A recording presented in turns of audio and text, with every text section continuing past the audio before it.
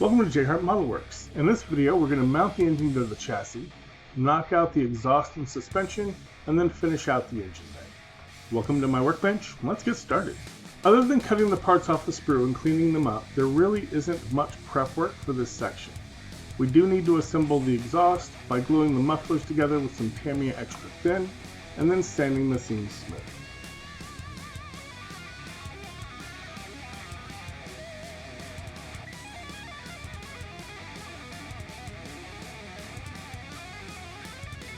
Once the glue sets, we want to make sure we get all the seams sanded so they're nice and clean.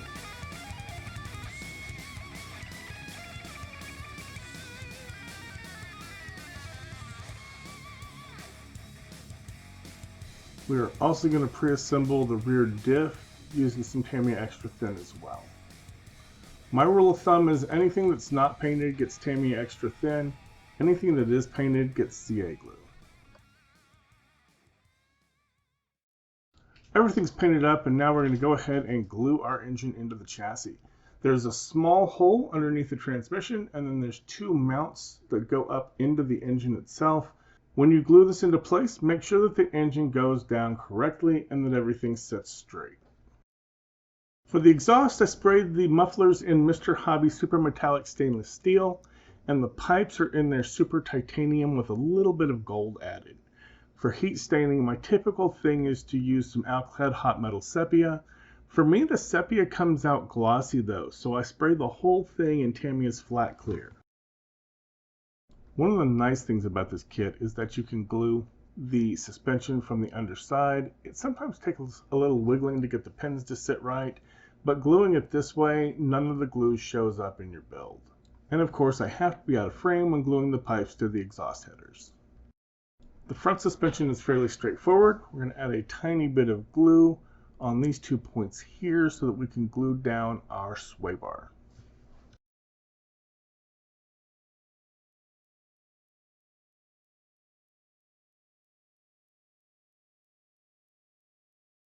It is a little fiddly. There are two little knobs that go in the holes, and we want to make sure they fit absolutely flat so that it looks nice and clean.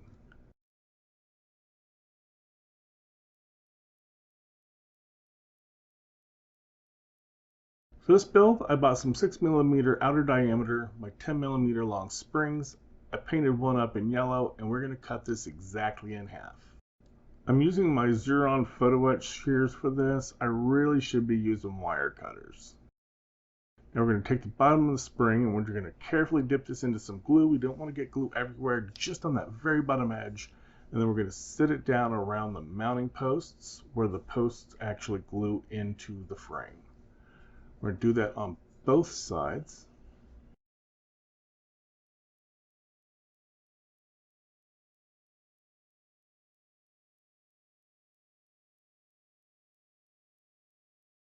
Now we're going to go ahead and glue this into place. We're going to put some glue into these two large holes here, and then there's two very small holes right up at the front that we need to glue in as well. When we push these in, the two large holes are easy. The two small holes are kind of fiddly, and you need to make sure they click into place. For the rear suspension, we have these leaf springs that glue into the rear axle. We want to have all of our parts ready and laid out and know which way they face. They do need to face a specific direction, but we want to have that done ahead of time because this needs to go together rather quickly. I'm using Bob Smith MaxiCure to give me a little extra working time before the glue fully sets. We want to hold these till the parts stick but aren't fully set. Then we want to set the leaf springs firmly into their mounting holes and let the glue fully cure. This way, when we go to put them back in a little bit later, we know they're going to sit correctly. Once the glue is fully set, we can lift this right back out and we can move to put in the drive shaft. Now, I probably should have done this the other way and started with this in the rear diff, but we'll make it work. I don't really glue the drive shaft in place. Typically, it's held in place properly by the pins. We're going to put glue down on the leaf spring mounting points. We'll wiggle the drive shaft into the rear diff, and then we'll set the leaf springs into place. Like I said, everything just clicks right into those little holes and it sits perfectly straight.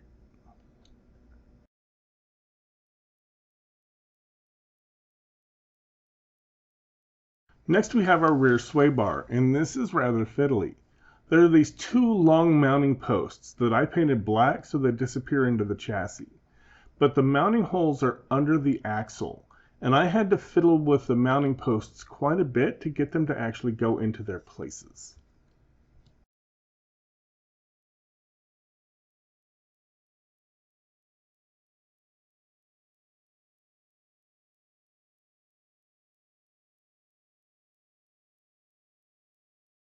Once they do finally go in though, we can hit them on the other side with some CA glue so that it's nice and clean.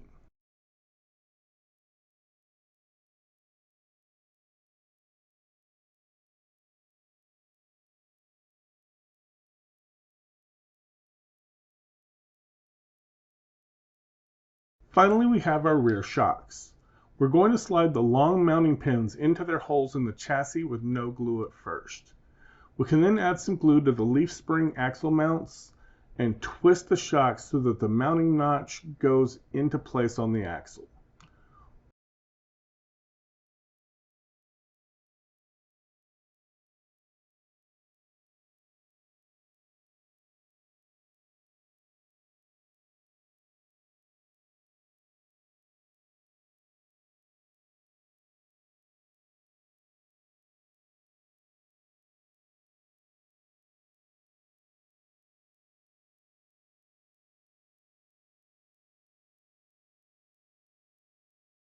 Once they're glued to the axle mounts, we can then add some glue to the inside of the chassis so the shocks are nice and secure. So that's going to wrap up the basic kit suspension, but there are some issues we still need to address. The first issue is going to be wheel spacing. So here's the chassis test fit to the body. With the body kit and the original wheel, you can see the body is ridiculously wider than the wheels. I printed up some wider wheels and the body is still too wide. Another issue we have is that I printed these wheels with 2mm pins, which is Tamiya standard. But the holes for the Revell wheels are 1.8mm for their metal pins. Now that's an easy enough fix. I could just take a 2mm drill bit, put it in the pin vise, and drill them out, but we'd still have the issue with the wheels being too deep in the body. It just doesn't look right. My solution to this was to 3D model and print up some spacers. These have a 1.8mm pin in the bottom that fits perfectly into the axle. We have a 3mm spacer to kick the wheels out 3mm. Then there's a 2mm hole that fits our wheel post perfectly.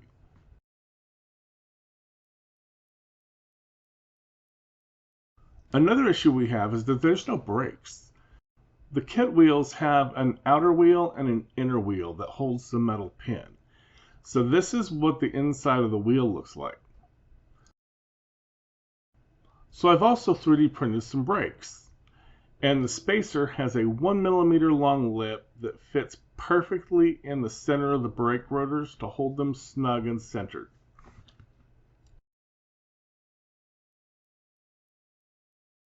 We're going to put a little glue here on the spacer and glue the rotor onto it.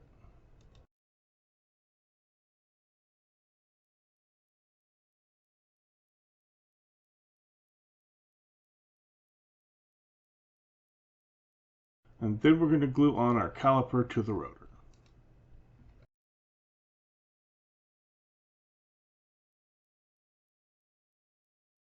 We'll add a little bit of glue to the axle hole, and then we'll slide our spacer assembly in, making sure that our brakes line up on both sides and that they're pointed correctly. I like my rear brakes to point to the front. Now, I'm not going to glue the wheels in until final assembly, but I like to test fit things and just see how it looks. And so far, these line up really nice, right on the edge of that body kit. The front suspension has the same issue, but it's even worse in how far in the wheel sits. But it also has an issue with the ride height. That gap between the wheel and the fender is massive, and it makes the front look like it's sitting way up in the air. Now the wheels I've printed for the fronts are 19s, so they are slightly larger than the kit wheels, but they have a low profile modern tire, so the overall size is smaller than the kit wheel and tire together, which aggravates the gap, but it should have lowered the actual ride height in the front, and it really doesn't help.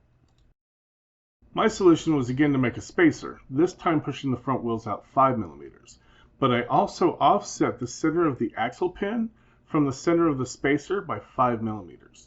This will push the front wheels out 5mm to the edge of the body kit. It's also going to lower the overall ride height by about 5mm as well. Is it the most realistic solution? No, but I can't change the suspension geometry of the kit as it's solid. And all in all, it does end up looking, in my opinion, to be a very clean solution. So that's going to be our final fender gap. The wheel is sitting right on the edge of the body kit.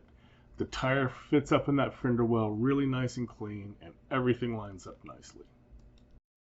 Once again, we want to put just a little glue on the spacer and glue on our brake rotor.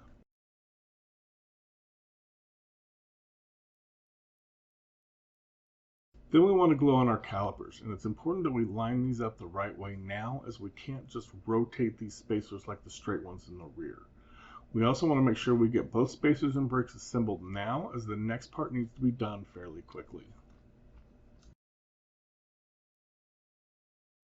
Now we're going to attach the spacers to the suspension. We want to very quickly add some glue to the opening on both sides of the suspension and insert our spacers. And try to line them up as straight as possible with the offset going straight up to the top of the chassis. Once we get the first side glued in, we want to get the second side glued in as well before the first side has a chance to set. Once both sides are glued in, we want to add our wheels and tires without any glue and set it on a flat surface and press down slightly on the chassis right above the front suspension. This way the spacers will settle evenly and the offset will go straight up so that the chassis will sit flat on all four wheels. And this is the ride height we're going to end up with our finished build. Here's the kit's master cylinder, which isn't terrible. I've seen a lot worse, but the two caps should really be about the same size, and it's a little thin. It should be a bit wider, especially for a four-wheel disc brake system. I don't know if the Nova came with four-wheel disc brakes, but this is a Restomod, so if it didn't, I would definitely be upgrading them. This is what we're replacing it with. I think it's a bit nicer. I grabbed this off Colts 3D. I think I may have paid like $1 for the file. It's very detailed. However, those little fluid lines are fragile little bastards. I've already broken 3 of these trying to paint them. Now I did drill the back and I added a 0.5mm pin so I can mount it into the brake booster.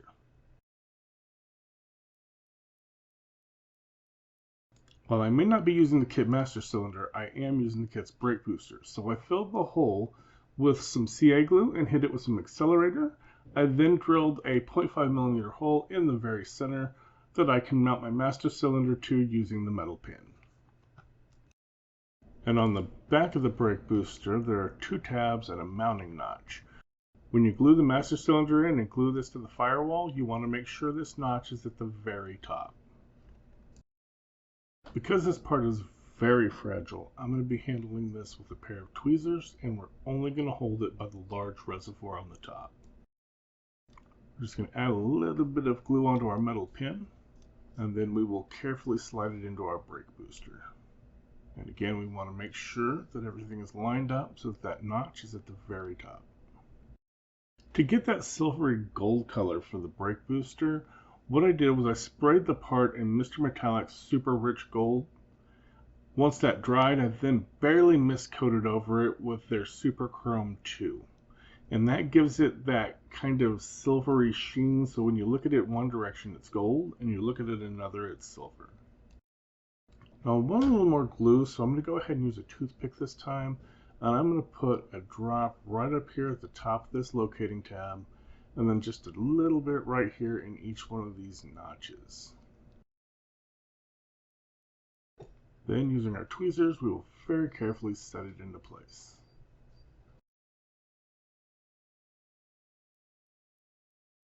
And there's the master cylinder.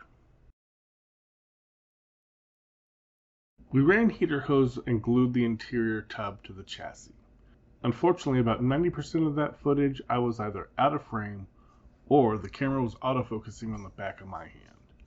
Basically, we drilled two holes, about 0.9 millimeters to 1 millimeter, into the passenger side of the firewall. We stripped the shielding off the end of some Protec heater hose. We twisted the exposed wires and pushed them through the firewall holes, glued them in from behind the firewall where the glue won't show. Then we bent them to shape. One goes from the firewall to the top of the engine, the other one to the water pump. We then glue them in place with some CA. Here's our washer fluid bottle, which we have painted to make it look like it's full of washer fluid. We're going to add a little bit more detail to this. For starters, we have a small cap that I made from a sliver of plastic rod. We're going to drop a small drop of super glue on the top of the bottle. Then we're going to carefully place the lid in place with some tweezers and a careful bit of nudging. Next, we want to cut a bit of black wire. This is either 28 or 30 gauge, I think. Dip one end in some CA and just set it in place at the bottle ball, right at the very base of that cap. We'll hit it with some Insta-Set to help lock it down a little quicker. Then we need to bend it so that it runs straight down the face of the fluid bottle. And then add a little bit of CA to the back of that wire and press it against the surface. And finally, we just cut it off at the bottom. Now we need to glue the washer fluid reservoir to the chassis. We're going to put a little bit of glue on the bottom of the reservoir. And then we'll set it in place. There is a tiny little square to mark where it needs to go. And there we have it. Alright, it's battery time. You guys know I like putting Optima batteries in these cars. I have a really nice one for 3D printing that lets me print the top separate from the body to make painting them a lot easier. But first, we have to separate the parts from the supports, which are kind of like screws in 3D printing. And then we need to sand the top and bottom of the battery, as well as the bottom of the cap, so that they will glue together smoothly with no gaps.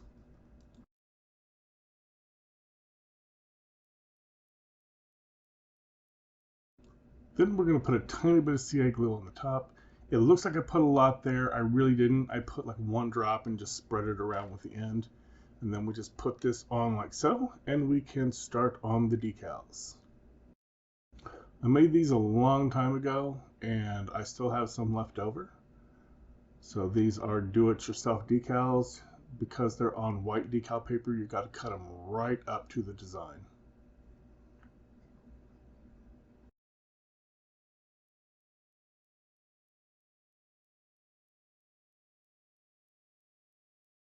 Now I did use a little bit of microset on the cap of the battery. We're just going to use our tweezers and nudge that around into place. We'll then grab a Q-tip and pat it dry. A lot of guys do the roll thing. I tend to move the decal around, so I like to just dab it. We're going to repeat that for the front decal. It would have been easier to have done this before gluing the cap on, but at the same time we run the risk of damaging it while putting on the cap. So I just wait till later.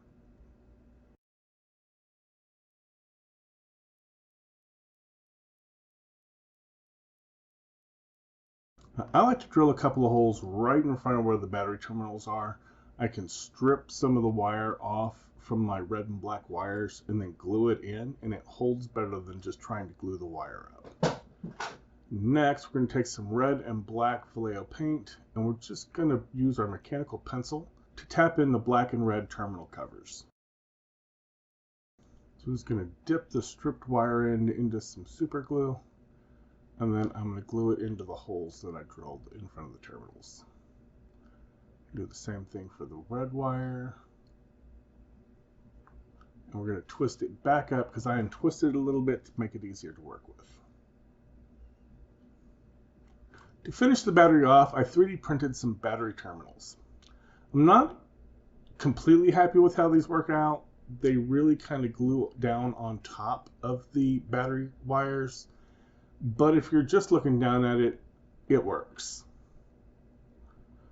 Just going to use a small piece of wire to add a tiny bit of glue to where the terminal is, right on top of that wire. And then just carefully using the tweezers, because these are microscopic, just push them down on top of the terminals. So like I said, they're not terrible. I may just try something different in the future. Now we're going to put some glue down on the space where the original battery is supposed to go and just glue it into place. You do need to do a little bit of wiggling here to line it up. It doesn't really want to sit straight, and I kind of bent the wire a bit so that it goes down and runs along the engine bay and just disappears.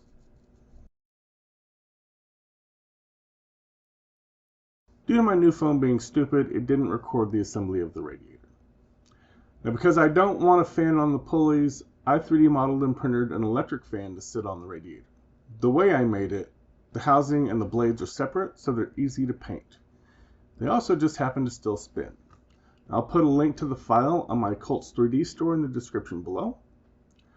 I also added a little black wire to simulate the wiring, and I added some copper wire from some Cat 5 cable to make the radiator overflow. Then we just capped it off with a photo etch cap from Small Great Details. We already have our lower radiator hose in place, so when we put this in, we want to slide it in at an angle to make sure that we get that located properly when we seat it. We're going to put a little bit of glue at the end of each of these frame rails, as well as putting a little bit right on the very front of the chassis panel, because that is going to rest up against the radiator core. Then, like I said, we want to go in at an angle, line up that lower radiator hose, and it should just slide into place. Just make sure everything's sitting nice and straight. And we can move on to our upper radiator hose. Put a little bit of glue on the end that connects to the radiator first, and a little bit right here on the other end. Get that tucked in, and just press everything home. So I thought I bought an ignition coil from ProTech. Apparently I didn't. So what I did instead was to 3D model one. This is starting to become a theme for the build. I'm going to go ahead and glue this onto the firewall right on this part that sticks out. We can then measure and cut off our ignition coil wire.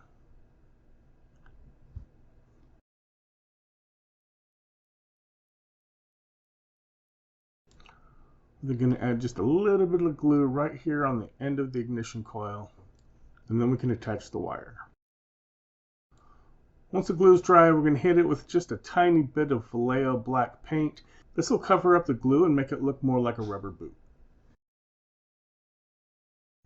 And the ignition coil is done. Now the file for this one isn't available yet. There are a few things I want to tweak before I put it up for sale. So that's going to wrap it up for this video. Engine bay looks great with all the added details in there. I think that newer looking master cylinder really helps. The ignition coil fits exactly where I want it.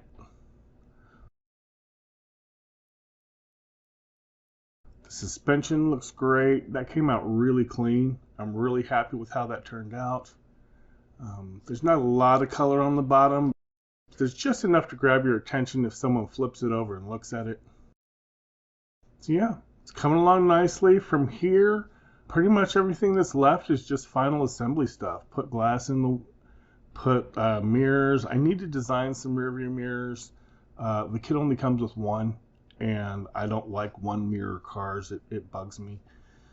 So I'm working on designing some mirrors for it.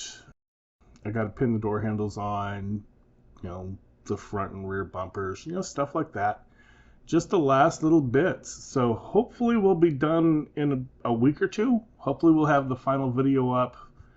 I'm not expecting it to be up next week, but I'm becoming more realistic. It's probably going to be a couple weeks before the video is up. And from there, I don't really think I'm going to do another build video for a while. I'm just not getting the time. And so it takes a long time for me to edit these videos. For every one of these 30-minute videos, I have 10 to 12 hours of footage I have to go through. That takes almost a week, and I'm just not getting to do it. So I think I'm going to go back to doing just the status updates, like the weekly updates. Those are a lot quicker to edit, and that way I can get a bit more building done. If I do come across a new tool or something, I'll do a tool review. I am actually looking at some display sanders that I'm playing with that I'm starting to really like. You know, if I find a new technique or something like that, I'm absolutely going to do a how-to on it to kind of share with you guys.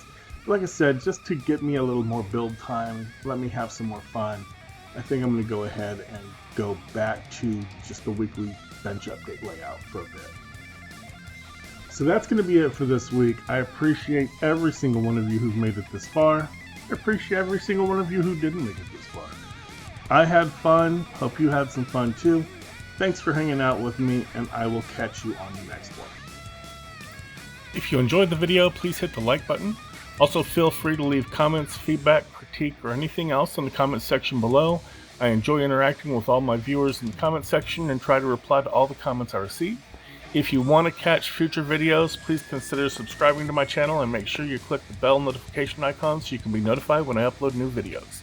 As always, thank you for watching, keep modeling, and have a great day.